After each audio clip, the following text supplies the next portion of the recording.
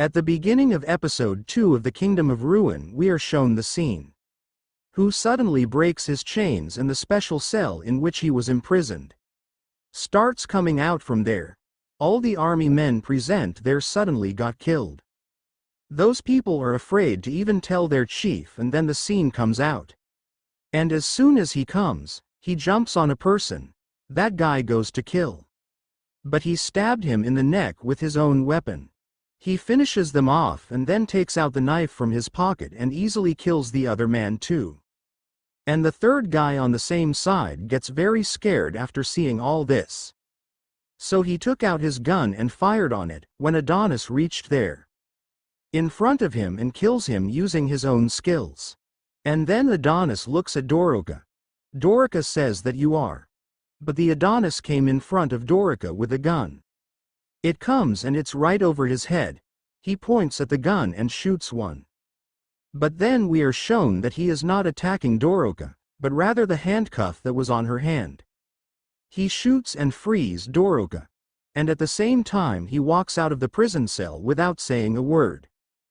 Guys, before we proceed further with the video, I have a request to you that please subscribe to the channel. If you are watching the video till now and have not subscribed to the channel, then please subscribe, thank you. And back to the scene. All the guards in the prison get the order to resolve the situation as soon as possible. Bring it under control somehow. And after that we are shown a scene of the National Security Bureau, where its director, Senior Executive Yamato, was talking to a guy and said that you should go there by any means and fix the situation. You can use any type of weapon with it. And similarly, that guy was quite confident. He says there is no problem, director. I will use my superior power to bring the whole thing under control as quickly as possible. The vice director on that side was very irritated with him and said that it's okay, all right, go. But then the director Yamato says that look sister, there is no use in doing this with him. He is also an executive like you, and then we are shown the guy who actually there is a security agency operator whose name is executive account, and he completely transforms himself and moves towards the same prison. And on the other hand, when he was the chief of the prison, his condition was bad. He was feeling guilty about the whole thing. He could not believe that a girl had accessed the entire prison using his phone.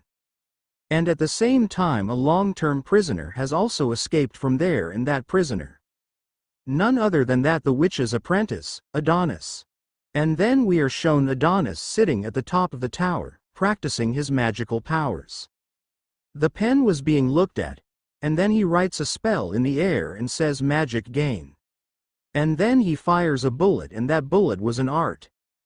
Clearly it becomes as big and it goes right into the middle of a building. It hits and destroys the entire building. And then we are again shown a scene of the same prison where a summoned person arrives. He goes and kills all the prisoners who were trying to escape. But he reports that it has already fled from here. But before leaving he finishes one task, and that was of that prison chief. And then we are shown that Dorica was already out of that prison. She had run away, but she was feeling very bad after seeing all this destruction. And after that we are shown the market scene. Adonis walks forward wearing his same torn old clothes, and he talks to himself. He says that I am going to do something now. I am sure that if Chloe gets to know about it, if she had walked away, she would have been very angry, and then she would have thought about how Chloe scolded her, and she says, look, I have passed away long ago. So there is no point for me to do so much destruction right now. It is better that you go and enjoy your life. Yet Adonis was the one who told himself, 10 years, I don't care how many more. Many years may pass, but I can never forget that moment. Those eyes of yours, that voice of yours, those words of yours. And then he closes his eyes and says, I love you too, Chloe, and with that he begins to cast a magical spell again, and with that, wherever there was land, it suddenly started tearing, and after tearing that land, a very large giant monster comes out. There was a monster. He lifts the other in one hand, and with the other hand he destroys all the buildings. He was destroying it easily.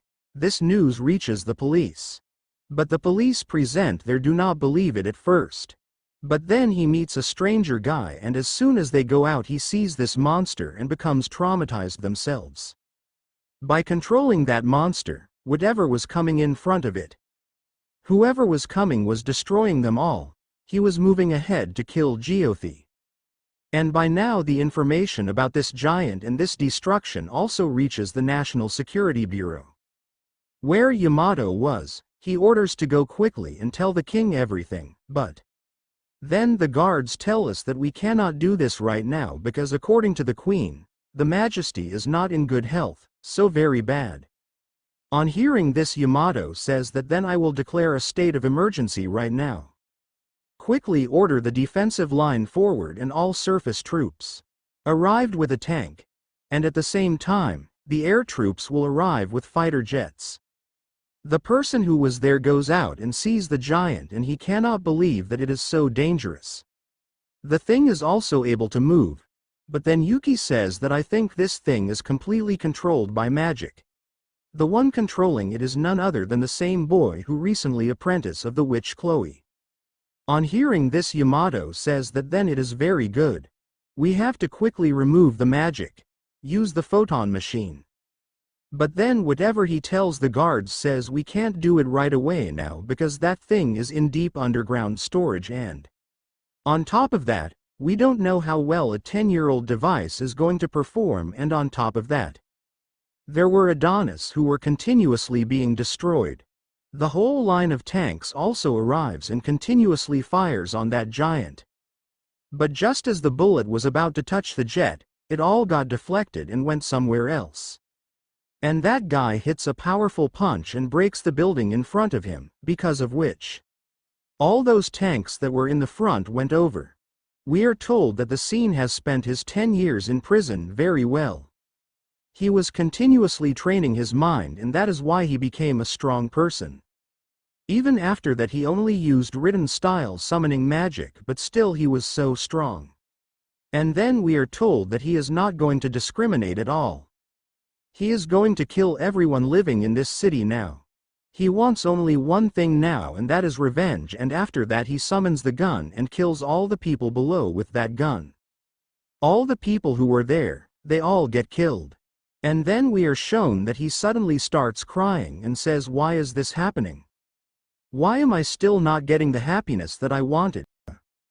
And the Security Bureau sends all the details of NBS, and in the next moment many fighters and jets come in, and the giant has a lot of continuous fire right where the jets was. They keep dropping missiles. The one who was there jumps down immediately, but because of that missile the normal civilians standing with him got hit by it. They also get hurt a lot.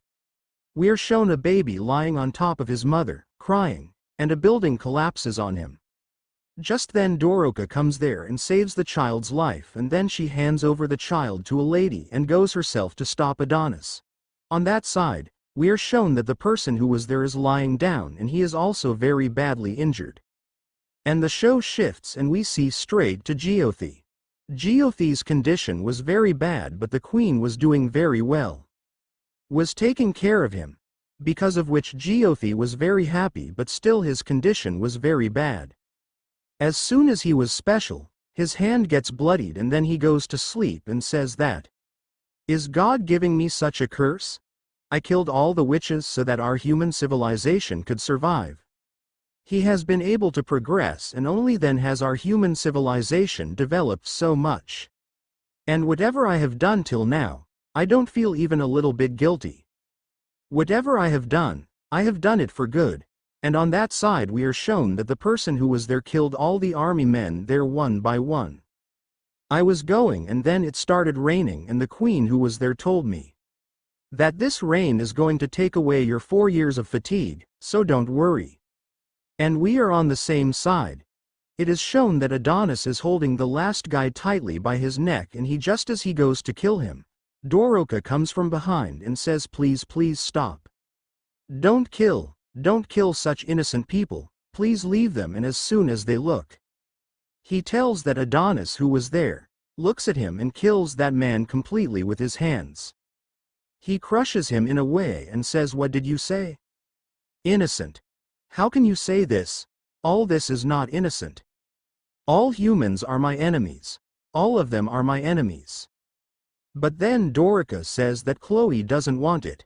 I know Chloe is very important to you, but to be honest, Chloe doesn't want all these distractions needed. On hearing this, Adonis immediately grabs his collar and says, "Why don't you mention Chloe's name? You should not even go out.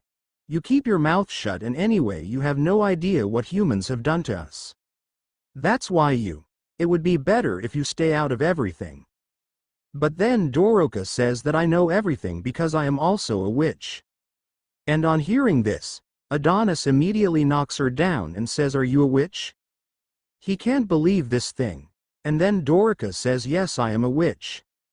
But then suddenly grabs her by the throat and starts asking her and says that you are not a witch. You are just a human being, and if you are really a witch, then where were you when Chloe was being killed? After hearing this, Dorica said that we were quite desperate at that time and we were running away from this nation. But please forgive me. Look, we can bring Chloe back again.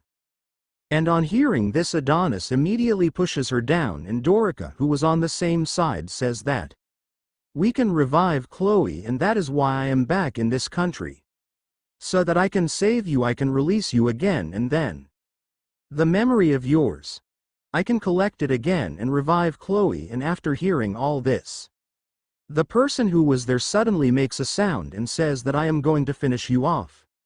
I'm going to destroy everyone who makes fun of Chloe. I am going to destroy everyone. And then he was not going to kill her, but the one who belonged to Dorica.